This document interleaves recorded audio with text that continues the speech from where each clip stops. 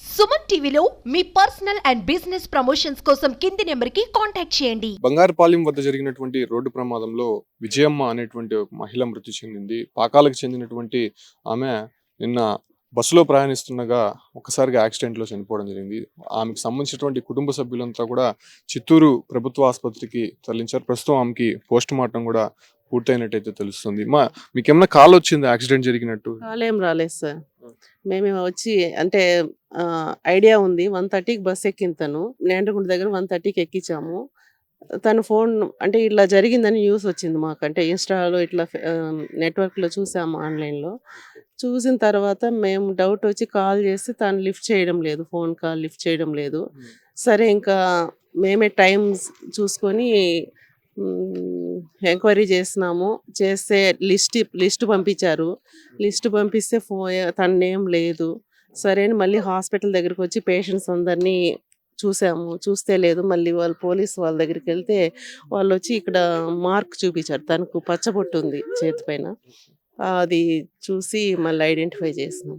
కుటుంబ సభ్యులంతా కూడా అంటే ఆమె కూతురుగా తెలుస్తోంది. ఆమె దగ్గరికే వెళ్తుంది. ఆమె దగ్గరికి వెళ్తుండగా ఒక్కసారిగా ప్రమాదం జరిగినైతే తెలుస్తుంది. ఏమవుతారు మీకు విజయ్? భార్య అవుతుంది. ఎలా ఉండేవారు ఆమె? చాలా కుటుంబ సభ్యం, చాలా పెద్ద కుటుంబంగా ఉంది. చాలా చలాకీగా ఉండేటువంటి వారు. ఎలా ఉండేది మీకు? బాగానే మంచిగానే ఉంటుంది. నేనే నేండ్రగుంటకు వచ్చి బస్సు ఎక్కించినాను. 12:30 1 గంటకు మధ్యలో ఊహిస్తానని నవ్వుతా మాట్లాడింది అంతే. మళ్ళీ ఫోన్ చేస్తే ఫోన్ ఎత్తలేదు. మళ్ళీ మన పిల్లలకి నేను ఫోన్ చేసి చెప్పిన ఫోన్ ఎత్తలేదు. దానిపై నేను మాట్లాడింది. మీరు కూతురా ఆమె? మీ దగ్గరకు వస్తాండగా ప్రమాదం జరిగింది. ఎందుకు వస్తాను? మాకు హెల్త్ బాగాలేకుండా చూడడానికి వస్తున్నది. ఎంతమంది అమ్మా పిల్లలు? నేను మా అన్నయ్య.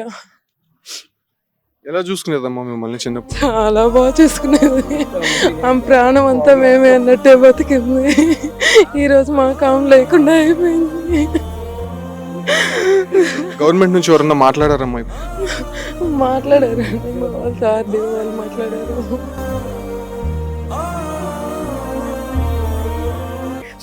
వీటిలో బతుకు చేసి పెద్ద చేసి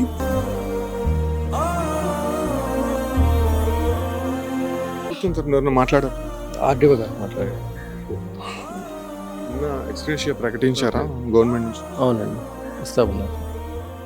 చూస్తున్నా కదా, పాకాలకు సంబంధించినటువంటి విజయమ్మ కుటుంబ సభ్యులు అంటే మొదటగా వాళ్ళకి ఇన్ఫర్మేషన్ లేదు. వాళ్ళే ప్రభుత్వ ఆసుపత్రికి వెళ్ళి అక్కడ ఉండేటువంటి పరిస్థితులను గమనించిన తర్వాత ఆమె చేతుకుండేటువంటి పచ్చబొట్టు ఆధారంగా ఆమెని గుర్తించడం జరిగింది.